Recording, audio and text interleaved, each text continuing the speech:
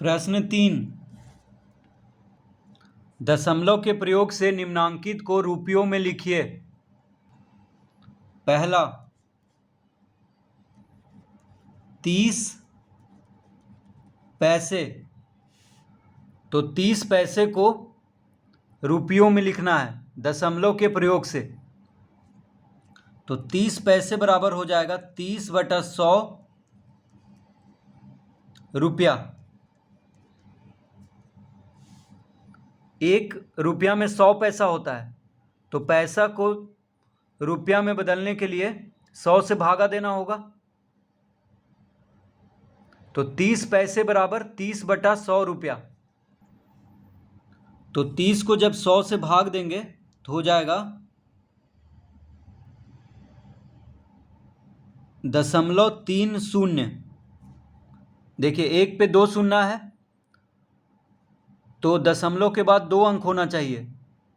तो 30 को 100 से भाग देंगे तो 0.30 रुपया, और दशमलव के पहले शून्य लगता है, यानी 0.30 रुपया हो जाएगा।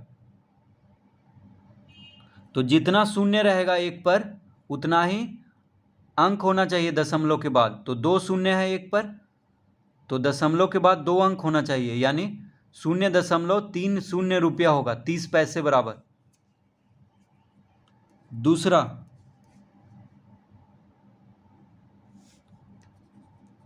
37 पैसे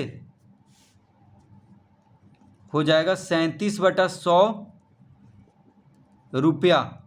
1 रुपया में 100 पैसा होता है। 1 रुपया में 100 पैसा, तो पैसा को रुपया में बदलने के लिए 100 से भागा देंगे।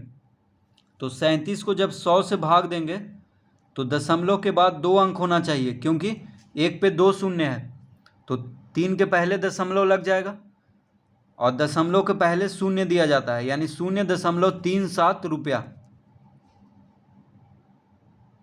37 पैसे बराबर 0.37 रुपया। तीसरा 270 पैसे, तो 270 पैसे को रुपया में बदलने के लिए 100 से भागा देंगे, क्योंकि 1 रुपया में 100 पैसा होता है। तो पैसे को रुपया में बदलना है तो 100 से भागा देना पड़ता है। अब देखिए 1 पे 2 शून्य है, यानी दशमलव के बाद 2 अंक होना चाहिए, तो 7 के पहले दशमलव लगा देंगे, यानी 2.70 रुपया हो जाएगा। तो 1 पे 2 शून्य है, इसीलिए दशमलव के बाद 2 अंक होना चाहिए, तो यहाँ पे दशमलव देंगे, यानी 2.70 रुपया। चौथा प्रश्न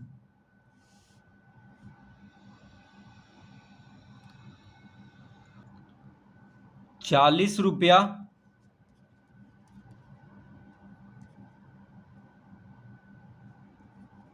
20 पैसे।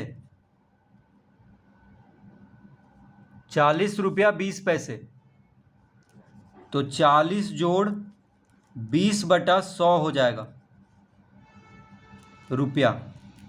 तो रुपया में बदलना है, तो 40 तो रुपया में है, तो पैसा को रुपया में बदलने के लिए 100 से भागा देना पड़ता है। तो 20 पैसे को रुपया में बदल देना है तो 100 से भागा देंगे, क्योंकि 1 रुपया में 100 पैसा होता है। तो पैसा को जब रुपया में बदलना है तो 100 से भाग देंगे, यानी 40 जोड़ 20 को 100 से भाग देंगे तो 0.20 हो जाएगा। देखिए 1 पे 2 शून्य है, तो दशमलव के बाद 2 अंक होना चाहिए, तो 2 के पहले दशमलव लगा देंगे, और दशमलव के पहले शून्य दिया जाता है, यानी 20/100 हो जाएगा 0.20। अब 40 और 0.20 को जोड़ देंगे तो हो जाएगा 40.20 रुपया। तो 40 रुपया 20 पैसा हो गया 40.20 रुपया, यानी 20 पैसा हो गया 0.20 रुपया, और 40 को जोड़ दिए तो 40 रुपया 20 पैसा बराबर 40.20 रुपया।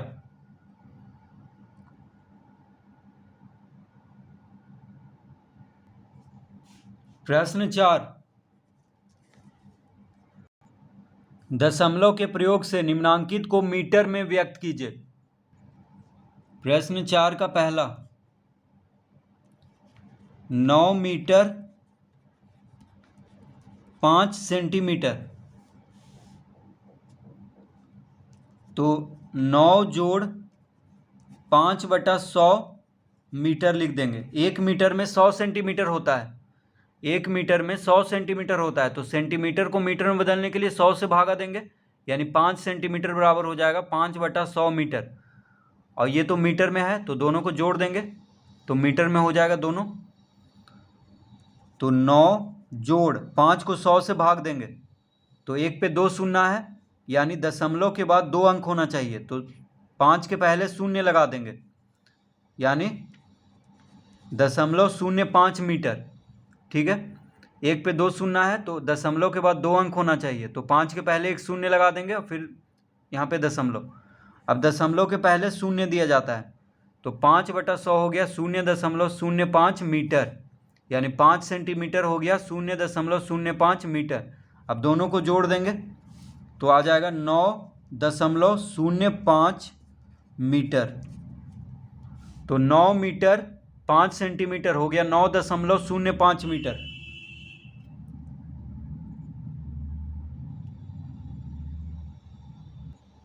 दूसरा, 315 सेंटीमीटर, तो 315 सेंटीमीटर को मीटर में बदलना है, तो 100 से भागा देंगे, क्योंकि 1 मीटर में 100 सेंटीमीटर होता है, तो सेंटीमीटर को मीटर में बदलने के लिए 100 से भागा देंगे, यानी देखिए 1 पे 2 शून्य है, तो दशमलव के बाद 2 अंक होना चाहिए, तो 15 के पहले दशमलव लगा देंगे, यानी 3.15 मीटर। तो 315 सेंटीमीटर बराबर 3.15 मीटर।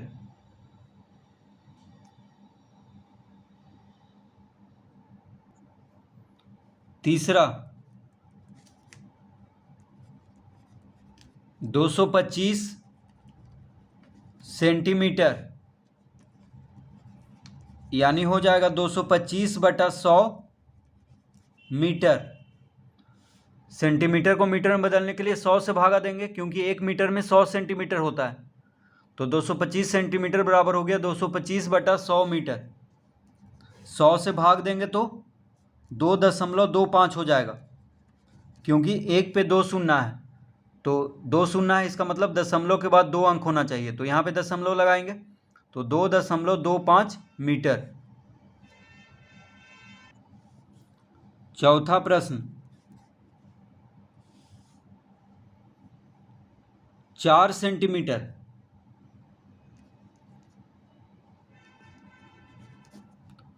तो 4 सेंटीमीटर को मीटर में बदलना है, तो 4 को 100 से भागा देंगे, ये आ जाएगा मीटर में, क्योंकि 1 मीटर में 100 सेंटीमीटर होता है, तो सेंटीमीटर को मीटर में बदलने के लिए 100 से भागा देना पड़ता है। तो 4 को जब 100 से भागा देंगे तो 1 पे 2 शून्य है, इसका मतलब दशमलव के बाद 2 अंक होना चाहिए, तो 4 के पहले एक शून्य लगा देंगे,